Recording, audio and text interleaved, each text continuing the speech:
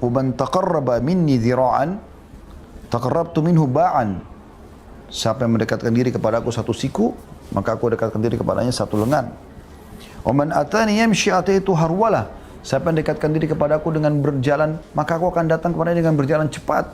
Allah suka hamba-hamba yang berdekat diri kepadanya, dan begitu kita dekatkan diri walaupun sedikit saja, Allah akan dekatkan diri kepada kita dengan sangat cepat.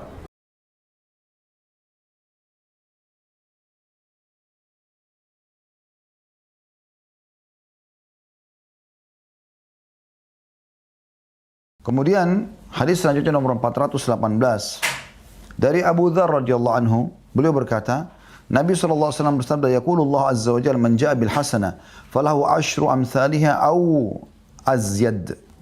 Wa man jaa bis sayyi'ah fajazaa'u sayyi'atin sayyi'atun mithluha aw akfir.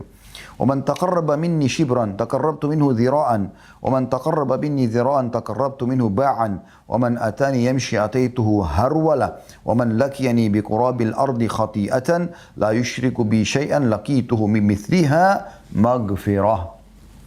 Allah yang maha mulia dan maha tinggi berfirman, barang siapa yang melakukan satu kebaikan, walaupun itu kebaikan yang kecil, senyum dengan muslim, apa saja, memberikan satu dua kalimat nasihat, maka baginya 10 kali lipat pahala atau bahkan lebih. Dan barang siapa yang melakukan keburukan, dosa, maka balasan satu keburukan adalah satu keburukan sepertinya, atau aku ampuni, kata Allah. Ini betul-betul rahmat Allah ya, bab harapan yang luar biasa. Dan barang siapa yang mendekat kepada aku satu jengkal, kata Allah, sedikit upaya saja, maka aku mendekat kepadanya satu hasta. Barang siapa yang mendekat kepadaku satu hasta, maka aku akan mendekat kepadanya satu depa. Barang siapa mendekatiku dengan berjalan, maka aku mendatanginya dengan berjalan cepat. Barang siapa yang menemuiku dengan membawa kesalahan hampir sepenuh bumi, namun dia tidak menyekutukanku dengan apapun, maka aku akan menemuinya dengan ampunan hampir sepenuh bumi pula. Hadis ini diriwayatkan oleh Muslim. Ini luar biasa teman-teman ya. Baik, kita coba teman-teman masuk lebih jauh dalam penjelasan masalah hadis yang mulia ini. Pelajaran pertama dari luasnya rahmat Allah Subhanahu wa taala, yaitu potongan hadis firman Allah SWT, hadis qudsi, "Man jaa bil hasanati falahu asyru amsalihha aw azyad." Barang siapa yang mengerjakan satu kebaikan, maka dia akan aku berikan 10 kali lipat balasan atau aku tambahkan. Ini dirincikan dalam hadis yang lain teman-teman sekalian. Kata Nabi SAW, "Man hamma bihasanatin walam ya'malha." Siapa yang niat mengerjakan satu kebaikan, baru dia dalam hatinya dia mau kerjakan, maka akan diberikan kepadanya satu pahala lengkap. Fa in amilaha, kalau dia kerjakan, kutiba lahu asyru adhafiha ila 700 dhifin. Akan dicatatkan untuknya 10 kali lipat. Bahkan sampai 700 kali lipat tergantung kadar keikhlasannya. Dan ini karunia yang luar biasa. Oleh karena itu sebagian salaf mengatakan, aku berharap punya niat di semua amal soleh, baik aku sempat kerjakan atau tidak. Misal contoh, sekarang haji, subhanallah, Allah takdirkan negara kita belum bisa berangkat misalnya. Semoga Allah catatkan pahala bagi orang yang sudah niat. Tapi dengan niat kita mau berangkat, kapan ada kesempatan kita berangkat, akan dapat pahala haji lengkap. Kalau itu tertunda sampai tahun depan baru kita lakukan, kita akan mendapatkan 10 kali lipat pahala haji. Bahkan 700 kali lipat tergantung kadar keikhlasannya. Ini rahmat Allah luas. Lalu kenapa Anda tidak niat mengerjakan semua amal soleh? Beda antara orang yang mau tidur niat sholat malam, dapat pahala satu sholat malam. Kalau dia terbangun, dia sholat 10 kali lipat, bahkan 700 kali lipat. Kenapa Anda tidak niat mau sholat malam? Kenapa tidak niat pada hari ini ingin sholat 5 waktu semuanya di masjid, dan Anda dapat pahalanya? Begitu Anda kerjakan nanti, Anda akan dapat 10 kali lipat sampai 700 kali lipat dari pahala sholat itu. Kenapa tidak niat setiap kali mau keluar, mau sedekah kepada orang miskin? Sudah dapat satu pahala sedekah. Niat sedekah 100.000, 1 juta, 10 juta. Kalau Anda kerjakan nanti 10 kali lipat, bahkan sampai 700 kali lipat. Kenapa nggak niat pada saat mau keluar silaturahim keluarga, dapat satu pahala? Kalau Anda kerjakan, dapat 10 kali lipat sampai 700 kali lipat. Kenapa nggak niat ya berzikir? Kenapa nggak niat berdoa? Kenapa nggak niat jenguk orang sakit? Kenapa nggak niat membantu orang miskin? Kenapa? Niatkan semuanya. Ini kebaikan-kebaikan. Kemudian potongan yang kedua dari hadis adalah wa man jaa bis sayyi'ati fajaza'u sayyi'atin sayyi'atun mithluha au akfir. Ini luasnya rahmat Allah ya. Dan barang siapa yang mengerjakan satu perbuatan dosa, dia kerjakan satu perbuatan dosa ini, maka tidak dibalas kecuali satu dosa juga. Itu saja, satu dosa saja. Atau kata Allah, aku maafkan. Ya, semaunya Allah sebagai pencipta. Tentu dengan kemahadilannya. Dia lalu memaafkan. Terserah dia. Allah SWT ingin maafkan, ya Allah maafkan. Gitu kan? Atau Allah balas cuma dengan satu dosa. Sementara kita tahu, kalau satu pahala, satu amal soleh bisa 10 kali lipat, berarti setiap kali kita buat satu pahala, misalnya kita sholat dapat 10 kali lipat. Kita berdosa satu dosa saja. Ini sudah cukup untuk membersihkan ini. Gitu. Karena 10 banding 1, apalagi kalau sampai 700 kali lipat tergantung kadar keikhlasan dia. Itu luar biasa gitu. Kemudian potongan yang ketiga pelajaran dari hadis, "Waman taqarraba minni shibran taqarrabtu minhu dhira'an." Siapa yang mendekatkan diri kepada aku satu jengkal saja. Ini perumpamaan. Artinya sedikit upaya kita untuk sholat, untuk puasa, untuk ibadah lah ya. Maka Allah dekatkan diri satu hasta. Ya. Siapa yang dekatkan diri kepadaku, kata Allah, "Waman taqarraba minni dhira'an, taqarrabtu minhu ba'an." Siapa yang mendekatkan diri kepadaku satu siku, maka aku dekatkan diri kepadanya satu lengan. "Waman atani yamshi ataitu harwalah." Siapa yang dekatkan diri kepadaku dengan berjalan, maka aku akan datang kepadanya dengan berjalan cepat. Maka ini pelajaran yang luar biasa teman-teman. Pelajaran yang bisa kita ambil dari hadis. Pelajaran yang ketiga, yaitu bagaimana Allah Azza wa Jal, Allah suka hamba-hamba yang berdekat diri kepadanya. Dan begitu kita dekatkan diri walaupun sedikit saja, Allah akan dekatkan diri kepada kita dengan sangat cepat. Bayangkan kita mungkin sudah melakukan 30 tahun dosa misalnya, 20 tahun dosa, 10 tahun dosa. Berzina, berbohong, segala macam. Kalau kita kembali kepada Allah Subhanahu wa Ta'ala pada waktu ini, dengan betul-betul memohon maaf kepada Allah, maka kita bisa rasakan kenikmatan pendekatan diri kita kepada Allah dalam hitungan detik-detik saja dari tobat tersebut. Padahal sebenarnya kalau mau dihitung, mau diimbangin 10 tahun berbuat dosa, harusnya kita 10 tahun menderita dulu. Baru kemudian kita bisa rasakan kenikmatan ibadah kepada Allah. Tapi Allah berikan itu. Makin Anda dekatkan diri kepada Allah, makin Anda rasakan kentalnya ya kenikmatan dekat dengan Allah Subhanahu wa Ta'ala. Ini luar biasa karunia-Nya Allah. Ya. Kemudian pelajaran yang keempat teman-teman adalah waman lakiyani bi qurabil ardi khati'atan la yusyriku bi syai'a lakitu bimithliha maghfirah. Dan siapa nanti akan menemuiku pada hari kiamat dalam kondisi dia membawa ya sebanyak bumi. Semua bumi ini penuh dengan dosa dia. Lalu dia datang pada hari kiamat ya. Tidak menyekutukanku dengan sesuatu apapun, maka aku akan datangkan pengampunan yang seperti itu untuknya. Ini luar biasa ini. Ya. Jangan pernah syirik sebagaimana sudah saya tekankan tadi teman-teman. Jangan menggantungkan nasib pada makhluk. Allah SWT sangat benci ini.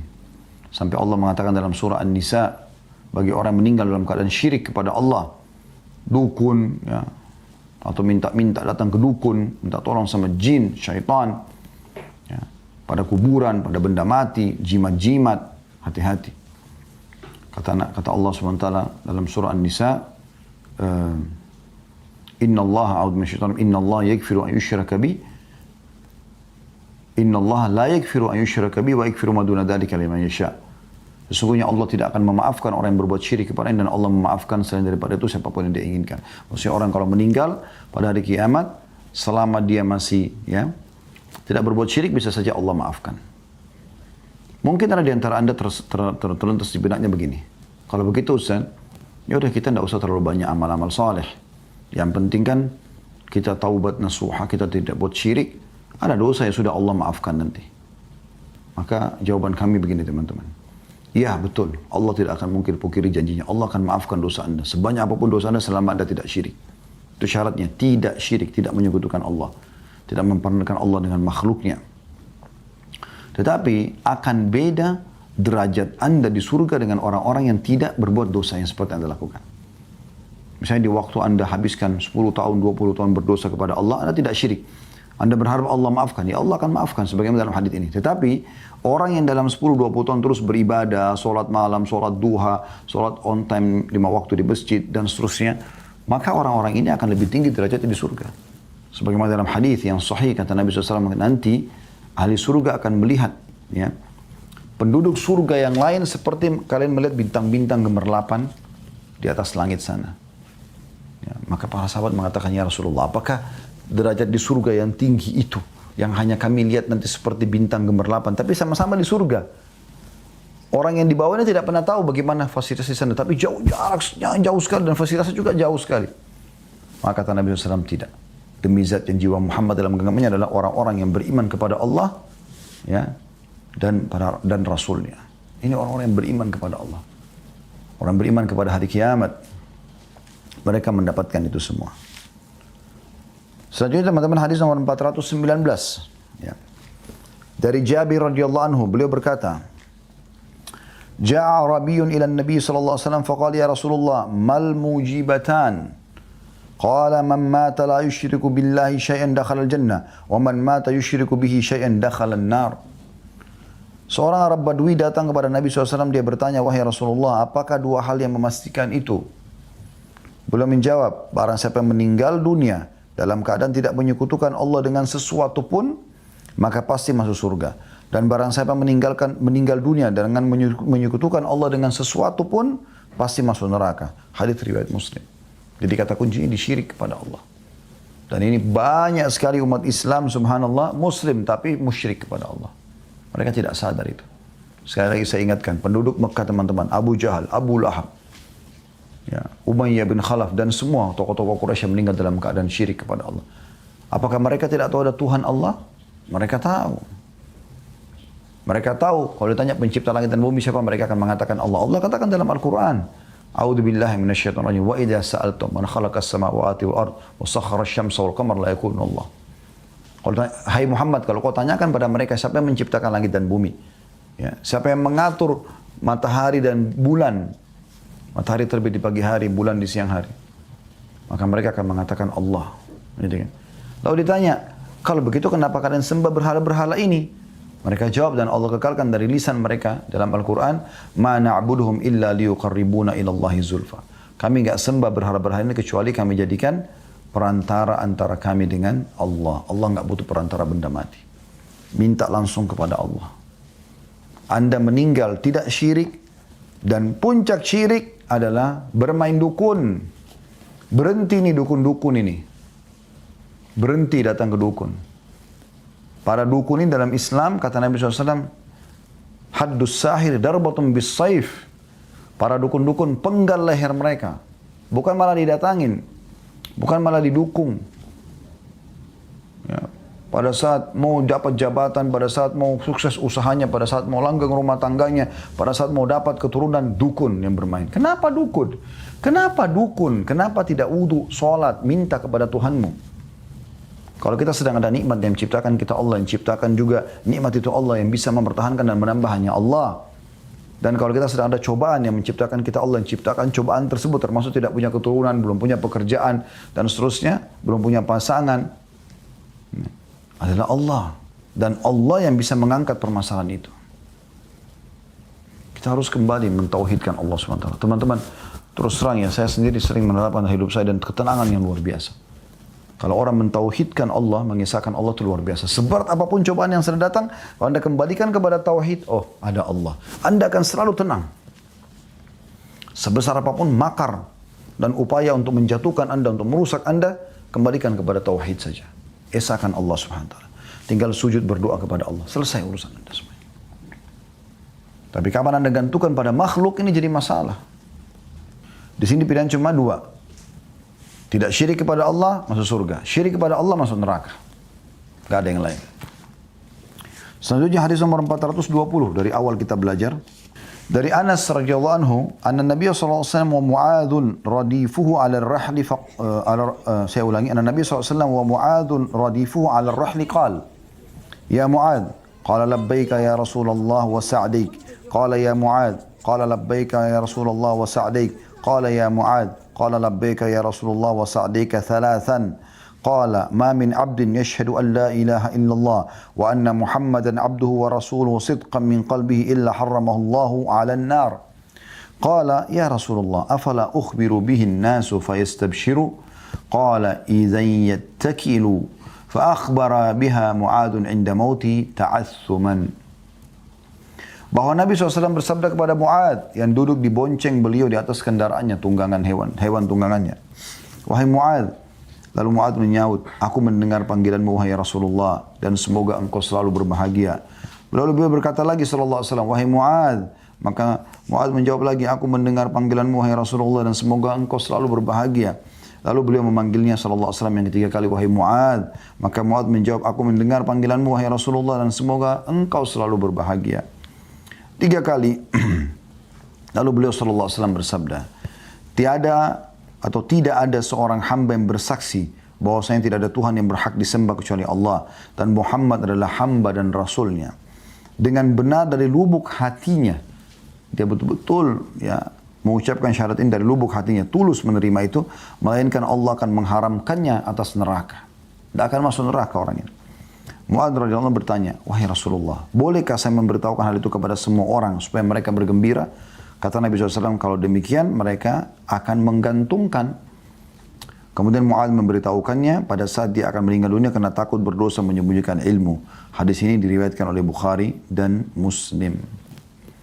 Hadis ini termasuk hadis yang agung teman-teman. Dan wajar dimasukkan dalam bab harapan kepada Allah Subhanahu wa ta'ala.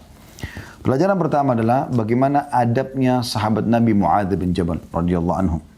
Ya. Pertama dulu kita mulai dari bagaimana cerdasnya Anas ibn Malik radhiyallahu anhu perawi hadis ini.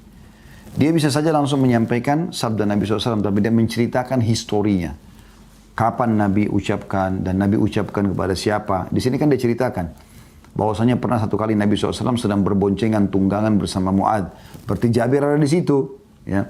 Dan Jabir mendengarkan bagaimana Nabi SAW memanggil Mu'adz 3 kali, bagaimana Mu'adz menjawab dengan santun, bagaimana Nabi SAW meletakkan pesan tentang kedudukan orang yang tulus dalam syahadat akan masuk surga, gitu kan, dan diharamkan dari api neraka. Maka dia mendatangkan sejarahnya, historinya. Ini mungkin pada saat itu kalau ada, kita bayangkan Nabi SAW sedang naik unta atau kuda ataupun keledai bersama dengan Mu'adz, lalu kita ada di situ, dan kita mendengarkan apa yang sedang dibahasakan. Ada beberapa teman juga yang hadir. Mungkin mereka tahu Nabi sedang berboncengan sama Mu'adz, Nabi sedang memanggil Mu'adz, Nabi menyampaikan sesuatu kepada Mu'adz radhiyallahu anhu. Dan mungkin bagi mereka sudah tahu. Tapi bagi kita yang tidak hadir, apa yang disampaikan oleh Anas ini penting sekali. Karena kita jadi tahu, oh ternyata hadis ini disampaikan oleh Nabi. Nabi lagi di atas tunggangan sama sahabatnya Mu'adz. Ya. Berarti ada hukum lain. Boleh orang berboncengan antara laki-laki sama laki-laki. Ya, memudahkan jalan saudaranya muslim gitu kan. Dan bagaimana Nabi SAW mencintai Mu'adz, bagaimana Mu'adz dengan santun menjawab panggilan Nabi SAW. Ini semua pelajaran luar biasa gitu. Ini kecerdasan Anas radhiyallahu anhu dalam menyampaikan riwayat. Ini banyak di antara sahabat yang menggunakan retorika yang sama ya. Mereka menceritakan alur penyampaian hadis Nabi alaihi salatu wassalam. Pelajaran yang kedua adalah kedudukan Mu'adz bin Jabal radhiyallahu anhu. Bagaimana beliau sangat dicintai oleh Nabi SAW. Dalam riwayat lain, Nabi SAW mengatakan, wahai Mu'adz, dan pernah berboncengan lagi Mu'adz dengan Nabi SAW. Berarti menandakan punya kedudukan tersendiri. Bagaimana Nabi sering kali bersama dengan Mu'adz. Zaman dulu tidak ada mobil yang orang bisa duduk bersebelah-sebelahan atau satu depan, satu belakang seperti supir sama majikannya misalnya. Zaman dulu orang kalau naik unta atau kuda atau keledai dan pasti berboncengan artinya berdekatan. Nabi SAW berdua dengan Mu'adz di sini. Dalam riwayat lain kata Nabi SAW pada saat lagi berboncengan dengan Mu'adz juga dalam kisah yang lain, sesungguhnya hai Mu'adz aku mencintaimu. Inni la uhibbuk. Maka oleh karena itu jangan kau tinggalkan la tatruk duburkulus salah. Ya. Allahumma inni ala dzikrika wa syukrika wa husni ibadatik. Maka aku sarankan jangan pernah kau tinggalkan mengucapkan Allahumma inni ya Allah tolonglah aku ala dzikrika terhadap zikirmu wa syukrika dan syukurmu husni ibadatik dan memperindah ibadah untukmu setiap kali habis sholat. Jangan tinggalkan itu. Maka ini bukti cinta Nabi SAW kepada Mu'adz radhiyallahu anhu dalam kisah yang lain, gitu kan? Dan di sini bagaimana Mu'adz memberi kedudukan tersendiri. Dikatakan radifuhu ala rahal atau orang yang sedang dibonceng atau sedang membonceng Nabi SAW di atas tunggangan. Dan bagaimana Mu'adz sangat santun kepada Nabi SAW. Bagaimana Nabi SAW mengatakan, ya Mu'adz, dipanggil. Maka langsung Mu'adz mengatakan, labbaika ya Rasulullah wa sa'daik. Labbaik, aku jawab panggilanmu dengan santun. Mirip dengan orang kalau talbiyah lagi haji umroh ya. Labbaik Allahumma labbaik ya. Aku jawab panggilanmu dengan santun. Nah, ini bahasa Arab yang sangat baik kalau kita bisa terapkan di rumah kita ya. Jadi anak-anak kalau panggil, kita panggil misalnya nak, ya, saya panggil namanya dia siapa, Muhammad, maka dia mengatakan labbaik. Ini bagus sekali. Ini termasuk pelajaran dari hadis. Bagaimana Mu'adz mengatakan labbaik karena menjawab dengan santun. Kami pun waktu kecil diajar oleh orang tua kami begitu. Kalau dipanggil oleh ayah kami dulu, Allah yarham abah kami, mengatakan Khalid misalnya, saya mengatakan labbaik. Ya. Kita menggunakan kata-kata ini baik sekali. Dan insya Allah saya coba terapkan juga pada anak-anak masalah ini. Ya. Dan bagaimana juga diikuti dengan doa yang lain, wasa'daik, dan semoga saja kebahagiaan selalu bersamamu. Ini bagus. Anak-anak kita ajarkan untuk mendoakan orang tua, labbaika wasa'daik. Ya. Ini boleh diucapkan di sini. Pelajaran yang ketiga adalah bagaimana Nabi SAW tawadhu, merendah, boleh berboncengan dengan sahabatnya Mu'adz bin Jabal. Dan ini ya, mungkin sangat jarang terjadi pada pemimpin-pemimpin di waktu kita sekarang. Mereka merasa tidak perlu kayak ganjil kalau berboncengan sama supirnya, apalagi kalau sampai dia yang memboncengnya, sesuatu yang ganjil gitu ya. Saya kadang-kadang di kantor kalau mau keluar satu tempat naik motor, saya bonceng seorang ikhwah, maka kadang-kadang ikhwah lain bertanya gitu, mengatakan, kok Ustadz yang bonceng gitu. Itu sesuatu yang biasa kalau bagi saya, karena memang ada saatnya. Bagaimana Umar bin Khattab radhiyallahu anhu pada saat akan menerima kunci Baitul Maqdis, di saat pembebasan Baitul Maqdis ya, di zaman khilafah beliau radhiyallahu anhu, beliau jalan dengan seorang stafnya ya, dan beliau sepakat mengatakan ya, dalam beberapa waktu perjalanan kau akan menuntun kekangan unta ini dan saya di atas. Nanti setelah jarak tertentu saya akan memegang tali kekangan itu tersebut, kemudian kau akan di atas. Terus saja mereka begitu sampai ke Palestina. Jaraknya jauh sekali. Ya. Maka pada saat itu, pada saat masuk ke pintu gerbang Baitul Maqdis, ya, pendeta yang memegang pintu kunci Baitul Maqdis bertanya. Pada saat orang menyambut, Amir Mu'minin datang, pemimpin orang beriman datang, Umar bin Khattab disambut dengan gembira oleh kaum muslimin.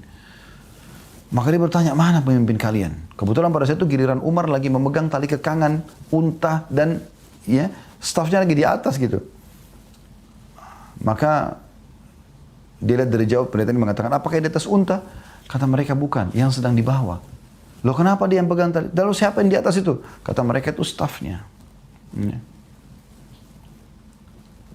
Kenapa dia lakukan itu? Kata pendeta tersebut, kata mereka, karena dia sudah sepakat dengan stafnya untuk ganti-gantian. Maka kata pendeta tersebut, orang inilah yang aku harus serahkan kepadanya kunci Baitul Maqdis. Pemimpin yang luar biasa gitu.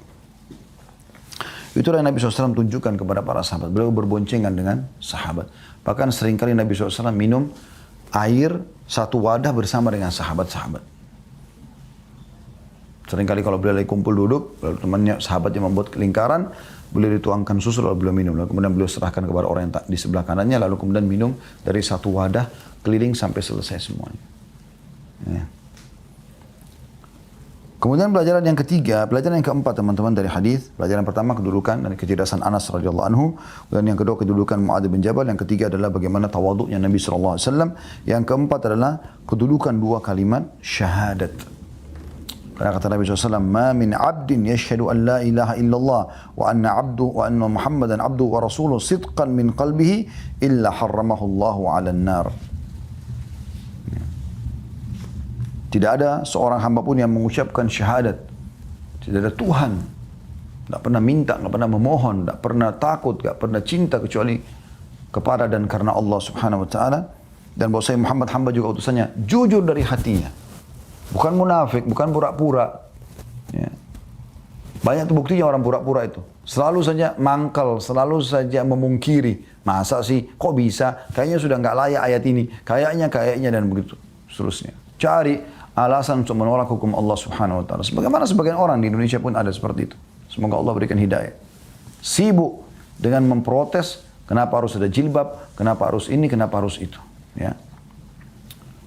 Maka dia jujur dalam hatinya.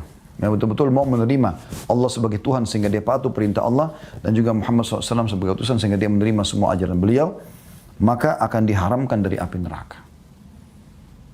Artinya syahadat ini bisa membersihkan dosa-dosanya. Tapi ingat tadi ada hubungannya dengan hadis sebelumnya, tidak boleh syirik kepada Allah Subhanahu wa ta'ala. Pelajaran yang selanjutnya, pelajaran yang kelima ya. Yang pertama kedudukan Anas, yang kedua kedudukan Mu'adz radhiyallahu anhuma, yang ketiga tawadhu Nabi SAW, yang keempat kedudukan syahadat, dan yang kelima adalah perkataan Mu'adz, qala ya Rasulullah afala ukhbiru bihan nas wa yastabshiru. Boleh enggak saya sampaikan kepada orang-orang agar mereka terima berita gembira? Ya, maksudnya di sini boleh seorang muslim teman-teman menyampaikan berita gembira kepada saudaranya muslim. Masalah kelahiran, masalah lulusnya ujian, masalah apalah ya, segala macam hal yang menggembirakan. Sebagaimana 3 orang sahabat diantaranya Ka'ab bin Malik radhiyallahu anhu pada saat Allah turunkan surah At-Taubah menerima taubat mereka, maka para sahabat berlumba-lumba untuk datang menyampaikan berita gembira kepada Ka'ab bin Malik radhiyallahu anhu atas Allah turunkan ayat menerima taubat mereka. Kemudian potongan yang terakhir dari hadis, ya, potongan yang ke-6 tepatnya, yaitu sabda Nabi SAW, "Idzan yattakilu." Ya.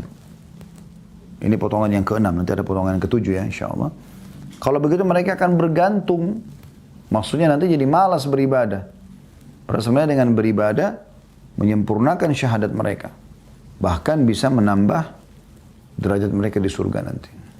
Dan yang terakhir yang 7 adalah fa akhbara biha Mu'adzun inda mauti ta'assuman. Lalu Mu'adz bin Jabal menyimpan hadis ini, tidak menyebutkan sampai di akhir hidup beliau sampaikan karena khawatir jangan sampai mengekang ilmu. Karena kan tidak boleh orang mengekang ilmu yang dia ketahui. Allahu a'lam.